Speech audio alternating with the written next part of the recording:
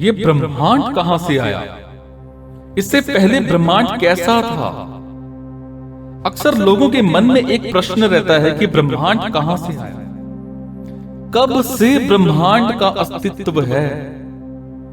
अर्थात जैसा ही कहा जाता है कि सनातन धर्म अनुसार भगवान ने संसार बनाया है, तो कब से इस ब्रह्मांड का अस्तित्व है? क्या ये ब्रह्मांड सनातन है? क्या इस ब्रह्मांड के पहले भी ब्रह्मांड का अस्तित्व था, या ये ब्रह्मांड पहली बार बना है, इत्यादि इत्यादि। सबसे पहले वेद अनुसार ये समझिए कि तीन नित्य सदा से थे और रहेंगे, वो तत्व है। वेद ने कहा तीन तत्व हैं। अनादि, जिसका प्रारंभ ना हो, अनंत, शाश्वत, सदैव के लिए, एक ब्रह्म, एक जीव, एक माया। अर्थात भगवान, जीव और माया ये सदा से थे, हैं और सदा रहेंगे। ये उपर्युक्त वेद मंत्र से सिद्ध हुआ। अतः ये माया जो ब्रह्मांड की शक्ति है, यह भौतिक ऊर्जा है जिससे संपूर्ण ब्रह्मांड बना। माया ऊर्जा के दो चरण होते हैं। इन चरणों को सृष्टि और प्रलय कहा जाता है। सृष्टि अर्थात प्रकट चरण है, जिसे हम वर्तमान में देख रहे हैं। इस चरण में ब्रह्मांड का भौतिक रूप है। प्रलय का मतलब भंग हो जाना है, ये दूसरा चरण है। इस प्रलय चरण में माया अपने विराट ब्रह्मांड स्वरूप को समेट लेती है और अंत में सब भगवान में मिल जाता है। इस प्रकार चूंकि ना तो माया किसी दिन बनी है, ना भगवान और ना ही आत्मा, ये सदा से थे और रहेंगे। अतएव इनका प्रारंभ नहीं हुआ है, इसलिए ये कहा गया है कि ये अनादि।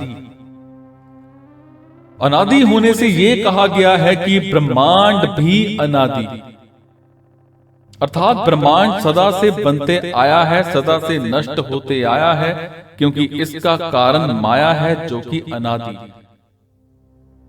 अतएव ये ब्रह्मांड सनातन है।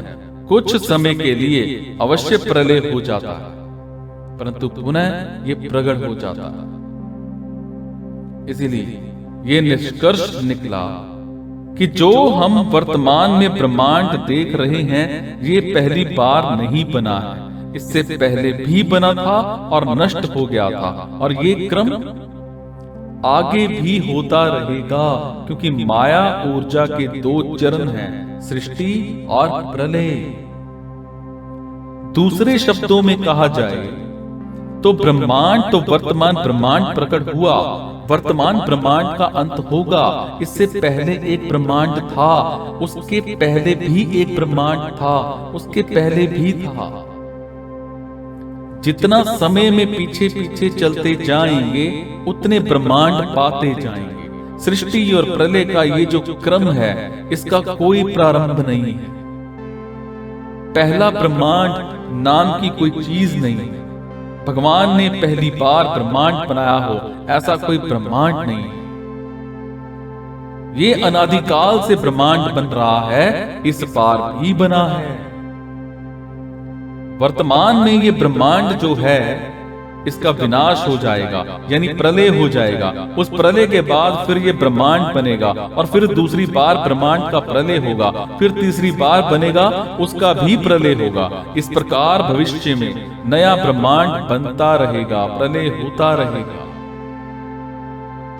क्या भविष्य में ये बनने बिगड़ने का क्रम समाप्त हो जाएगा?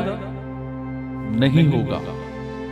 भविष्य में कभी इसका अंत नहीं होगा, बनता रहेगा, बिगड़ता रहेगा। इसका क्रम कभी समाप्त नहीं होगा। अब थोड़ा बुद्धि का विषय आया है, विशेष ध्यान देकर सुनिए। नियम क्या कहता है कि जिस वस्तु का आरंभ होता है, उस वस्तु का अंत होता है। अब इस बात को उलट कर बोलिए, जिसका आरंभ नहीं होता, उसका अंत भी नहीं होता। इस आधार पर आपने स्वीकार किया कि सृष्टि प्रलय का भविष्य में अंत नहीं होगा। इस तरह दूसरी बात अपने आप सिद्ध हो गई कि जब अंत नहीं है तो आरंभ भी नहीं है। अगर भविष्य में इस सृष्टि प्रलय का क्रम कभी समाप्त होगा, कभी समाप्त नहीं होगा, तो भूतकाल में भी इसका आरंभ नहीं होगा। समझे? इसलिए बनने बिगड़ने का क्रम ना कभी आरंभ हुआ और ना कभी समाप्त होगा।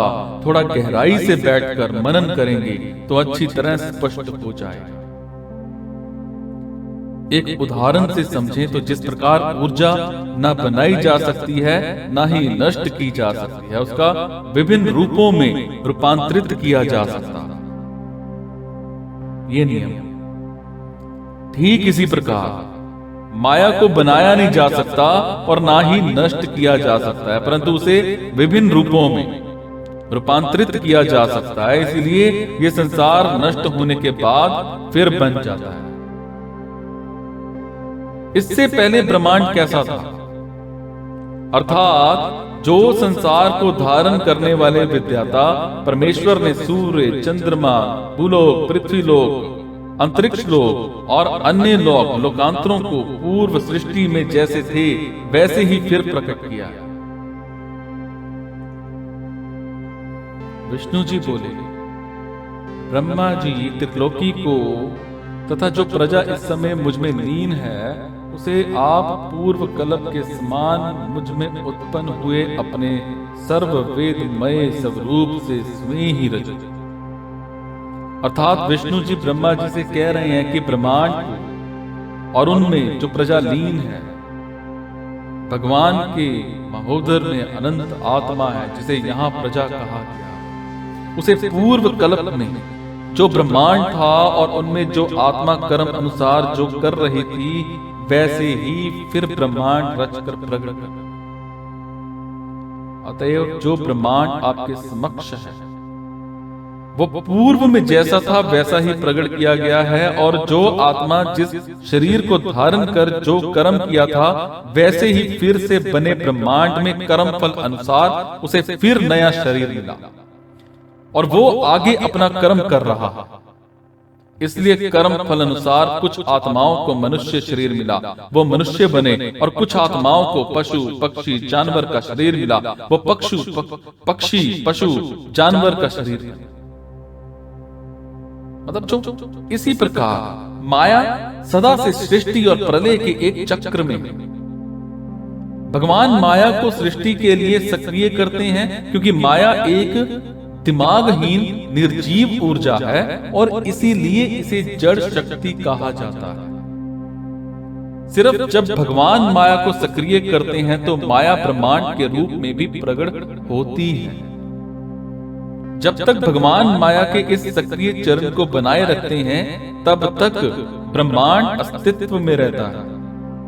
जब भगवान प्रलय करना चाहते हैं तो प्रलय हो जाता है और यह ब्रह्मांड उस वक्त नहीं रहता। परंतु ये ध्यान रहे कि सृष्टि और प्रलय का चक्र सदा से अनंत काल से चला आ रहा है और आगे भी अनंत काल तक चलता रहेगा।